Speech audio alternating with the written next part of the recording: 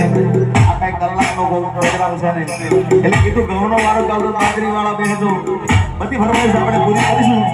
પણ જેમ રાત જશે મજા કરાઈશું આનંદ કરીશું પણ અત્યારે અહીંયા બેનો ગરબા રમી છે માથે લઈને એટલે શાંતિ વાળા ગરબા આપણે થોડા ગઈશું પછી મજા કરાઈશું જય હો હવા બધાને વિનંતી કે સાથ આવજો જ્યાં જગ્યા મળે ત્યાં બધા બેસી જજો જય હો હવા એ હારી ભાઈ હારી ભાઈ